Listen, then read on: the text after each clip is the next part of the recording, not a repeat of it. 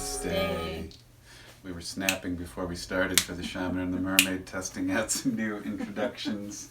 And went right to Namaste. I know that works. In La Ketch, you can do that one as well. Welcome to our astrology spiritual report for the next 2 weeks, but really we're sending the fishing hook into the summer, and it's going to loop all the way to the fall. Because we're setting some energies, we, meaning us in the cosmos, we're setting some energies into motion that are going to last through September and October, and probably have reverberations far beyond that. What are they? Well, you better stay tuned. And since we're here in the beginning, I will say, because we usually save it to the end, we know more of you are watching right now. If you can subscribe to our YouTube channel, that would help us.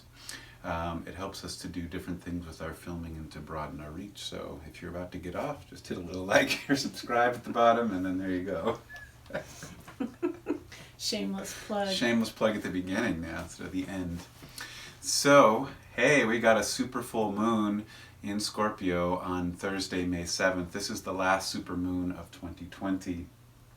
And it is the full moon that kicks off the shadow period into the eclipses. And we're going to take you all the way through Friday, May 22nd, which will be the new moon in Gemini and a whole bunch in between. And the Buddha has something to say for you. Because we chose his birthday to let him be the wise one, he is the wise, venerable one. But we're using his mantra or quote of 3 things cannot long be hidden, and it's the sun, the moon, and the truth.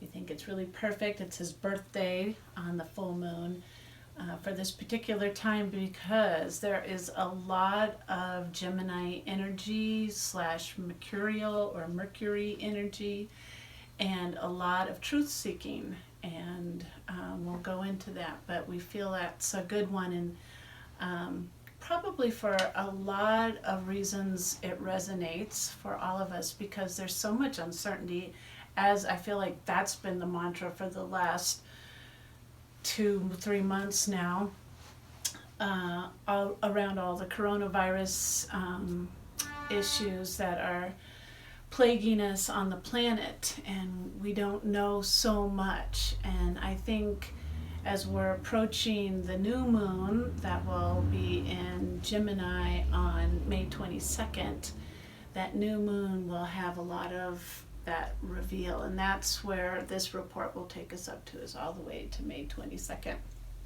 But first, full moon on May 7th. And if you remember, we have our little chart back here. Whenever you have a full moon, and Michael mentioned it's a super moon, and what does a super moon mean?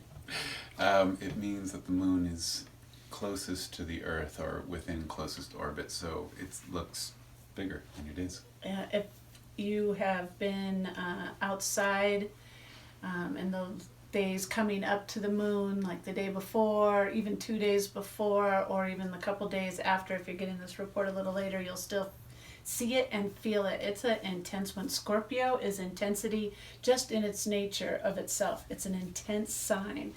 And the full moon being a super moon, super close to us, it's like triple intensity is what it feels like to me. I was up last night, 2 nights before the full moon, and it was pulling me right on outside at about 2 a.m. just to stare at it. Reminding you, if we look at our chart, that a full moon is when the sun and the moon are opposite of each other. And this is our little homemade chart to kind of give you a visual. The moon's up here in Scorpio. The sun is in Taurus down here. They're in opposition to each other.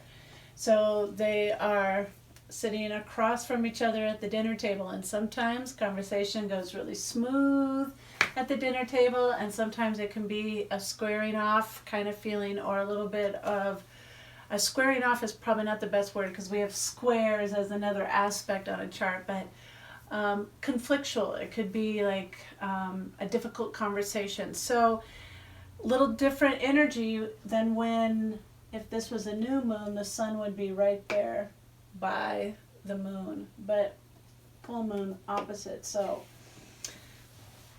they're talking to each other. And remember, the moon is your internal landscape. It's how you talk to yourself. And the sun is your external projection of yourself, how you show up in the world, what you're bringing in conversation, how you talk, how you articulate, how you look, how you project or radiate out like the sun, your energy. The moon is more how you coalesce or go inside, or introspection, reflection of your own self. So these are opposites of each other, but they're also the yin-yang to each other. So they're very complementary to each other if in a harmonious way. So that's our full moon. And as we mentioned, the sun is still in Taurus and the moon is in Scorpio. And on that note, what would you say about Scorpio moons? I already said intensity. Good word. That's what I was feeling, intensity. When the moon's full, it's when your inner world is fully illuminated, and so like people have the word lunacy or going crazy, or people do more erratic things seemingly during full moons. Did I say new full moons? It's because your inner world is turned inside out and it's put outside. So the moon isn't necessarily making you crazy, but it's the flashlight going into the inner world and like, what's that? And then the intensity says, I'll tell you what that is. And it's, I love the world. You could have, intensity could be love, and it could be passion, and it could be intensity for good things. It's like focusing in on a project or focusing in on something that you mean to get done. It doesn't have to be bad. However, Scorpio is the underworld as well, and so usually when it's in the underworld, it's like, what's down there? What are you hiding? What's your fear? What are you insecure about? It also could be, what have you been dreaming about? Let's get that out of there. Are you afraid to talk about your big dream to open up a permaculture farm? Let's do it. So that's what I would say about Scorpio. It's a wild card, and it always depends upon your personal astrology. So it's hard to say whether you'll have a harmonious time or a explosionary time. But one thing that we would always recommend is track the moon. Track the moon. Get a moon app, get We Moon Calendar, know where the moon is, and see when the moon's in Scorpio. What do you feel like usually? Scorpio moon, well, Scorpio is a water sign, and so emotions, right?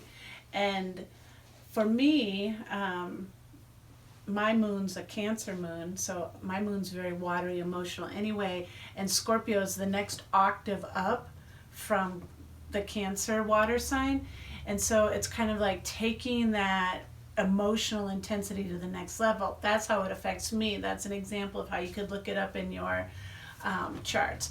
So whenever I see Scorpio moon of any kind, whether it's a half moon, a new moon, a quarter moon, I'm always a little aware of how it affects me. But this happens to be a super full moon. During coronavirus. And like Michael touched on, it can bring up your underworld stuff. And right now, there's a lot of fear in the cosmos, a lot of fear on this planet. An exorbitant amount of fear on this planet. And there's a lot of, I feel like some of the fear has been churning from our internal world coming up. We've done our own fear pulling, just letting our mind, which is very Mercury, very Gemini, our mind run rampant of all the what ifs. What if this happens? What if this happens? What if this happens? What if this happens? And then we create these scenarios, and this fear starts to rise up. So then you take the moon and put an intense spotlight on it, and it can really pull it up. Now that's our own, what I'm talking about doing, but then there's a lot of fear that's put on us from the outside of what's the economy going to do? Are you going to have your job back? Are you going to get evicted from your home or foreclosed on? Are you going to be able to find work down the road? Are your people that are in a compromised immune systems going to be safe going out into the world? And you know, all this other fear that we get from outside forces is telling us about what could possibly be. And then going back to what I said, there's so much uncertainty. Like the masks, yes or no? Is it really good? Is it really not good? Going back on May 8th into the world, at least here in Denver, Colorado, we're allowed to start to go back in with social distancing orders in effect. And is that truth? Should we be doing that, or should we be staying home longer and holding to ourselves and our home life and the stay home safer idea a little more? And we don't know. We just don't know what it is. Is it airborne? How far? How long does it last? There's still so much unknown, and there's no answers being provided. There's no like, yes, this is the truth, certified, bona fide, under the microscope. Here's the petri dish that proves it. Nothing like that is coming forward. It's a lot of even like people of credible and knowing positions of this sort of thing, doctors and epidemiologists and immunologists, they're coming to the table with conflicting answers. And so we don't know. We don't know. We have conflict in our government. We have conflict in our institutions. We have kids that are some happy to be home and not in school because school is easy breezy right now, and some kids who are longing and missing their connections and their classmates and their work that they do, just the whole thing of school. So it's like, what is the truth? What is going to happen? All of this is still pulling, and for the next 2 weeks I feel like the astrology is going to keep kind of combing through this energy to get to what Buddha said will soon be revealed. Not long hidden is the truth. And so hang in there for just a little bit longer is my sense of this before like real truths come out. That petri dish will come out of the microscope and say proof in the pudding, or whatever you need to know to make yourself feel absolutely confident about some things, and less speculation and uncertainty. And we'll kind of quickly pour through some of those days that could be a little bit more truth revealing and a little bit more pokey on the truth. That makes it a little prickly to hear. 2 days after the full moon, Mercury is going to come into a trine with Pluto on Saturday, May 9th, and that is a harmonious thing. Mercury is the messenger, and Pluto is something coming from the soul, something coming from the collective that needs to be heard. And the trine is saying this is helpful, this is supportive, this is something that is revealing. And the trine also can hopefully mean it's delivered in a way that is not so conflictual. It's information that maybe two different sides can both say, wow, that information was helpful to both of us, and we both have some sort of positive agreement on what that message was. I took that to mean I might get that soul hit, and I'll be able to know it. Like, what does my soul think of this? That's an opportunity for my soul to reveal a truth. Pluto, Mercury, Trine. Mm-hmm. And the very next day, Mother's Day. Mother's Day. Happy Mother's Day. Yeah. On Sunday. Sunday, May 10th is Mother's Day, and it's Mercury, Trine Jupiter. Well, that's a nice day to send a big loving message to your mom. Mercury, again, is the message, and Jupiter is what you have passion for, what you love, what you believe. And so, do you believe in love? Go ahead and say it this day. I love you, Mom. I love you, Mother Earth. I love you, Great Sacred Feminine. I love... What do you love? And what do you have passion for? This is, again, a day where that truth is brought up in a supportive, more flowing way to reveal it. Now, in the background, not so background, Saturn goes retrograde that day. And Saturn's retrograde lasts for 4.5 months. So from Sunday, May 10th, all the way to September 29th, I think, he will be retrograde. So that's a big deal. I want to just go back up to this chart. We've been talking about 2020 having an intense year, kind of like full moon in Scorpio is for this particular time of May. Well, Saturn, Jupiter, and Pluto, these three have been hanging together and will be continuing to hang together, have they pack a punch. We've been talking about it. All the astrologers have been talking about it. So Saturn, who just went into Aquarius about a month ago now, is going to start making its way backwards through. Look how powerful it is. Capricorn, and then it's going to go back again.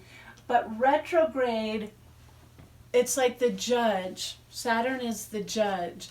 Saturn is the lawmaker. Saturn is karma. Saturn is karma. And it's going to go backwards over all that energy it just did for a good long spell of time and just review it. Just to make sure we really cleaned up those karmas in Capricorn. Just to really make sure. And it's going to go backwards over Jupiter and Pluto as well. So these guys are all, no joke, all of these three. Let me get them back in order here. Saturn, Jupiter, and Pluto. Now, Michael mentioned that Mercury is trining with Jupiter. Just after it got done trining with Pluto, remember, Mercury cruises fast. These guys cruise really slow. Mercury's the fastest one of all. So it trines with Pluto, and then it's going to make a trine to Jupiter. And that, to me, is a big day for truth revealed, too. Jupiter, as he said, is joy. Think Santa Claus. Is expansive energy. It's big. And it's faith. And it's truth. It's truth. It's a big one on truth. And Mercury is trining it, so a good chance to say some truths. Not only call mom on Mother's Day, because you will be in trouble if you don't, but it's a time for truth of your own design, like what's your big truth that needs to be revealed. It doesn't have to be shout out from the mountaintop, but shout it out to yourself. And then that Saturn retrograde, just look for kind of that review of your karmic energies that you just went over, and it's the first of a bunch of big dog retrogrades. We'll get to them if we can keep going. Pluto's retrograde now already. Let's remember not forget that. So this is number 2. This is retrograde season. We're going to all summer long is retrograde season. That's what he was talking about with that fishing pole going out clear to the fall. And this is a rarer summer. It's the most retrograde planets because Mars goes retrograde once every 2 years, and it's happening this summer or this fall. Anyway, we'll get there. That next day after Saturn goes retrograde, we have on Monday, May 11th, Mercury squaring Mars, and then Mercury leaves the sign of Pisces and goes into Gemini. Fast, fast, fast, fast.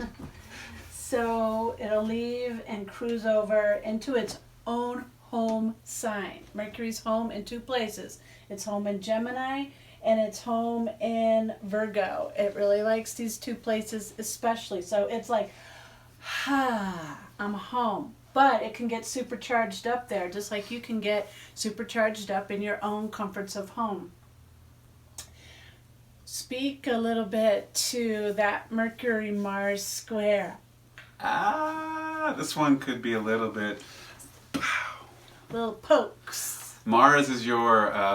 when Mars is not in alignment, it's your defensiveness, it's your meanness, it's your argumentativeness, it's your aggressiveness, and it's your one-pointed focusedness, and you don't have very much perspective. And then Mercury says, I'm going to say something about that.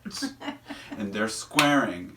It doesn't have to be out of control, but it's a warning. Warning. It's like when you're driving down the highway and you're in your car and you're going 75 and you see that little S-curve coming up. And it says, if you don't slow down, warning. Mm-hmm. That's a good way to put it. I love that. So, warning, May 11th, Mercury and Mars square. And this could be when our stubbornness, we dig in our heels. Because remember, Mars is like Aries. They're together in their energetic fields. Aries is the ram that likes to do that. And I love that you mentioned defensiveness, because I think that's a big piece of when Mars, he's the warrior, on guard, get ready to go. So just maybe be aware that that is a piece that you might want to run and pick up your sword. Do you need to on that day? You've been warned. Yeah. Maybe just take that curve real slow, and then when you take your time to get through it and you're real present in the moment, you won't go off the cliff in some kind of tumultuous argument with somebody. Or even it can be on self. When you get really heady with yourself. Mercury is our internal thinking and our chitta in Sanskrit, and it's like spinning in the hamster wheel. And we might have that internal conflict with our own self, beating ourselves up with self-doubt and mistrusting ourselves. And, think about all the time that you've been spending on your mat or in your meditations or with your therapist, working on building up, trusting yourself and encouraging yourself to be your truth and be who you are. Don't let this day knock that back down a couple notches. We don't need to do that. You want to talk about Mars and Pisces and Venus?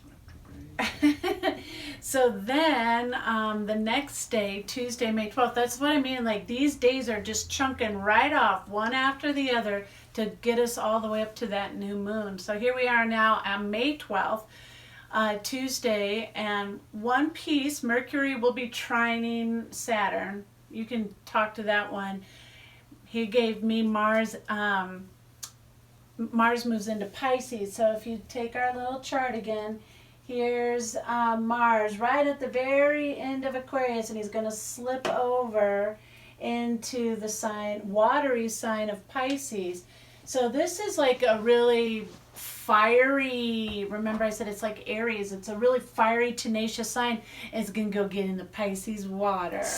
And that kind of sizzles down his little hot bucket a bit. And that's a good thing. I think that can just kind of cool the tempers a little bit. And then Pisces energy is it's the spiritual realm. It's the imagination. So while Mars is cooling off his hot temper that maybe he just had squaring off with Mercury, he can cruise in now to Pisces and like sit with his spiritual ideas. Like maybe ignite that sadhana, that spiritual practice you have, and get it going back. Get your meditation going again. This is a great time for discipline of listening to what is my truth. What is my heartfelt truth? And that's kind of the next part that I think is the other retrograde down here is Venus in Gemini. I'm going to have you talk about the star point and the evening star and morning star, but I'll just address that Venus will go retrograde also. So then we have Pluto's retrograde. We have Saturn going retrograde, and Venus is going to go retrograde, and she's going to go back through Gemini, and she's going to pass over Mercury. Venus is love. Venus is abundance and prosperity and your values. And she's going to go, wait a minute, what are my values? And I think part of what needs to be a takeaway from this, combing through the truth and finding out what is real, and the sun and the moon and the truth all being revealed to us right now, is listening to what is a truth in your heart. So the Venus retrograde gives us ample opportunity to really sit with our own values. Does this resonate in my heart? Is this my truth, or is this a truth that's being handed to me from the media talking bobbleheads that tell me what to think, what I read in the news, what my mother is worried about, what my husband is concerned with, what my school's teachers are telling me? Or is it your heart truth? And Venus retrograde is going to give us through Gemini. Remember, Gemini, the sign of Gemini is truth seeking. It's curiosity. It's wanting to know things. There's a lot of energy that's coming into Gemini that wants to know the truth, wants to know things, including, we didn't even mention, these little bumblebees are representing the north and south nodes that just made a huge shift right before the full moon. So right before this report comes out on May 4th, after 18 months of being in the sign of Capricorn, the south node just moved into Sagittarius, so it's sitting there right at the beginning of that. And after 18 months, the north node's been in Cancer. It's just moved into Gemini.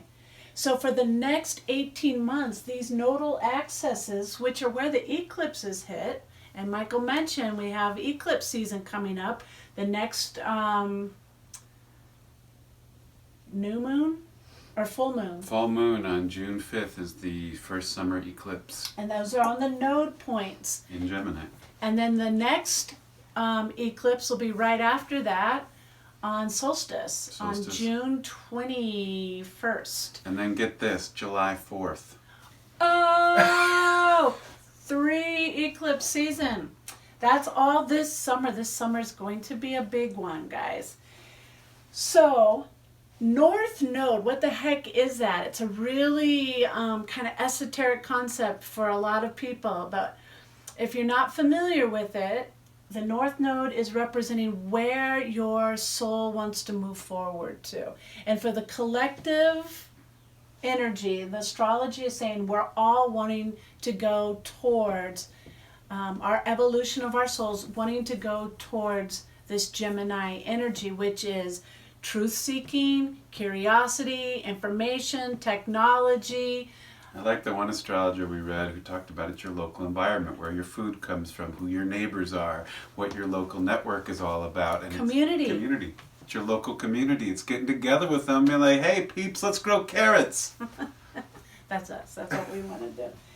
So Gemini has a strong pull right now. And picking back up to Venus, it's been almost all the way to the end of Gemini. Now it's going to turn around retrograde and go back through that Gemini field and let us review our values, or what is the truth in our heart.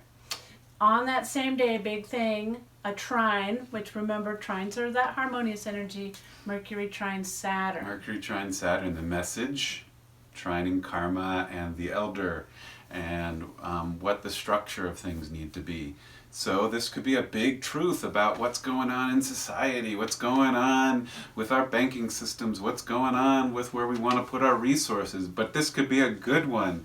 It could be a wake-up call. Like in Amsterdam, they decided to go ahead with something called the Doughnut economy model, where they don't go beyond the confines of what's supportive to Mother Nature and then the needs of all the people. They don't say they know all the answers yet, but they say we're going to make this a high value and principle. That could be something that we might decide here in the United States or in the world, like, hey, it would be really great if we could figure out a way that we support every being on this planet, people, animals, water, and it doesn't have to be in conflict with things like the stock market and the billionaires. Who are launching a lot of satellites into outer space right now while we're not looking. Anyway, let's move on to the 14th, because it just keeps on flowing. Another retrograde. So if we have Pluto retrograde, we have Saturn retrograde, we have Venus retrograde. Can you guess who is going retrograde on the 14th? Yes, big truth. Big truth. Jupiter is going retrograde on the 14th. So then all 3 of these big dogs are retrograde together at the same time, reviewing, reflecting, rewinding, any RE word you can think of, they're doing it together. And Saturn is karma, Jupiter is truth or expansive big energy, and Pluto is your soul. So your big truth soul wants you to review and reflect, and then Venus in retrograde saying, and the values that you hold. All of this is in review right now. So that's a big one on the 14th, but there's another nice trine. Hey! Trines. On the 14th, we have the Sun trine Pluto. Sun is what we love, shining out, and Pluto is the soul. And so this is a day where we could really get in touch from the soul level of what it is that we love and desire and what we want to do. And when the sun is in harmonious aspect or harmonious way, it's like using your love because. There's no reason like, I need something from you, I want you to see me. No, it says, I love you. I love this tree, I love the planet, I love helping people, I love what my soul wants me to do, and I'm going to share it. So all that reflection that maybe you, in your disciplined sadhana practice with your Mars and Mercury squaring back on the 11th, then perhaps on the 14th, a few days later, you're like, I know what I love. My soul told me what to do. We're going to grow beets and carrots on our permaculture farm. And then the next couple days after that, you have the sun trining Jupiter. This is the last big trine. Another trine, yeah. And Jupiter aligns well with Sun trine Pluto. Pluto is what the soul feels, and then Jupiter is how do you turn that into what you believe and what you're going to do this lifetime and journey for and have faith in and trust. And this is like a revealing of a deep truth that just resonates. The soul said, I feel this, the heart awakens, and then it says, aha, this is the truth. And that key word you said, believing it, because Jupiter is faith. It's having faith in your belief and your truth and following through with it. What did Buddha say? 3 things cannot long be hidden: the sun, the moon, and the truth. Whew. Now, getting close, we're up to May 20th. So that is when the sun will actually move then over into Gemini. So look at this little party we got piled up in Gemini by the end of this report. We've got Sun, Mercury, Venus, and the North Node all in Gemini. What is the sun in Gemini? And happy birthday on that day to all the Gemini people, because that kicks off their birthday month. In general, as an energy, go look out to nature at this time of year. Gemini is active.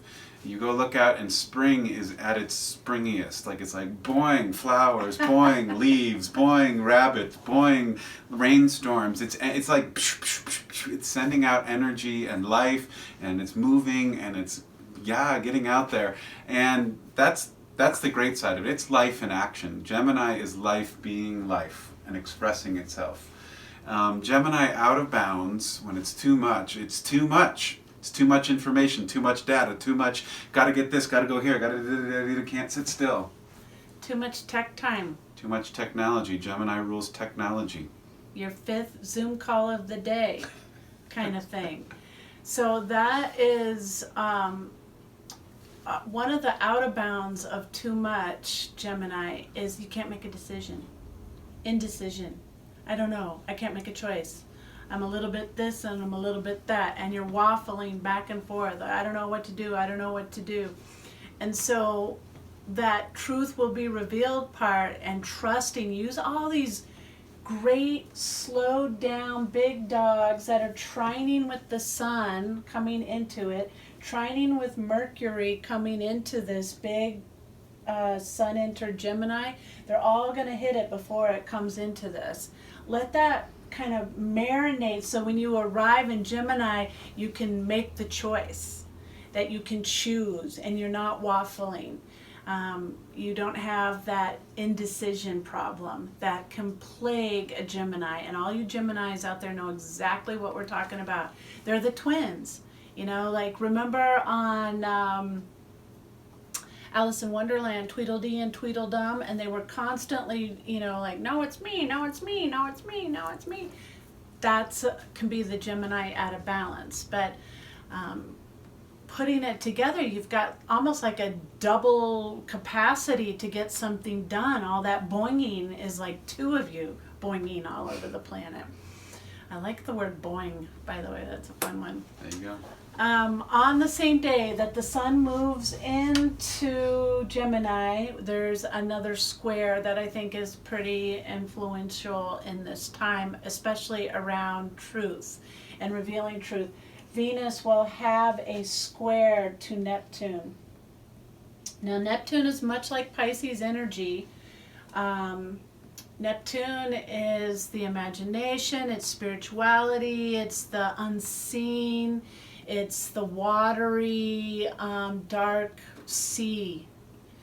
And Venus is values and loves. And so there's a square to this. Meaning it's being challenged. What you value might seem a little blurred, a little nebulous, a little delusional. Maybe that's a time as you're coming into making choices when the sun goes into Gemini to let go of some of those old values that's coming to a head. Like, I don't even believe this anymore. I don't even want this in my life anymore. Why is this still a thing? Or maybe you have to just kind of peer through that dark water and trust and feel and grab onto what some of those are. What would you say to Venus and Neptune square? It's like your personal attachments, desires, values that are no longer in alignment with your soul's evolution. And Neptune is the collective. Is what you personally want and are doing some of the things in alignment with what's good for the collective. And Neptune's power is don't mess with Neptune. Neptune will say, if the answer's no, I will take this from you. Right. I love that you brought that in. That Neptune represents that collective piece and Venus is your value. And I just want to say that just because everybody's doing it does not always mean that it's right. And that sheep tend to follow the bell because that's where the food is. The pig will go to the trough because that's where the farmer put the slop.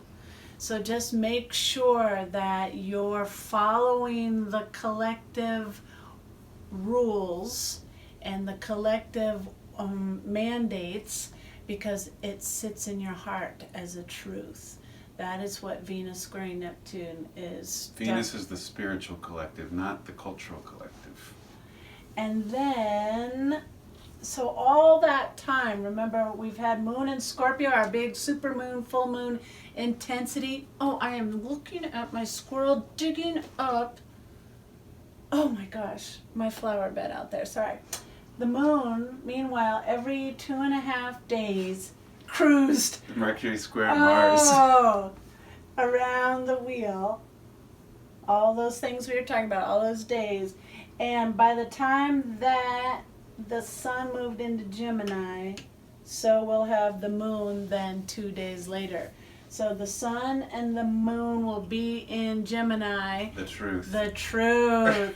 So I feel like by the time we get through 2/3 of May, some of this, I'm not sure what to do for myself. I'm not sure what to do with my job. I'm not sure what to do with the government. I'm not sure. I am sure what I'm going to do with that squirrel, though. All that I'm not sure is going to come to a truth that you will know in your heart of hearts as to what you want to do going forward. So all the ambiguity will start to coalesce so that you can mold and shape what you need to set into motion, especially during those eclipses that will be coming up right after that. Then we hit eclipse season, and remember, eclipse is to clip something or cut something, so we start shedding and cutting the fat and getting rid of and starting and building anew. Whatever that is, but we're all going to come into our new existence together, and have faith. If you're having a really hard time, have that big Jupiter faith that there will be a way for all of us to move forward gracefully and with compassion for each other. And I think that'll be something that's one of those truths revealed, is that there's a lot more compassion in this world than what maybe we have thought there was. Okay, I need to go wrangle a squirrel. Mm-hmm. I'm sorry, but that was really hard to watch. Just right out the window here, squirrel digging up my flower pot. Just full on. Okay. Good luck. Namaste. Namaste.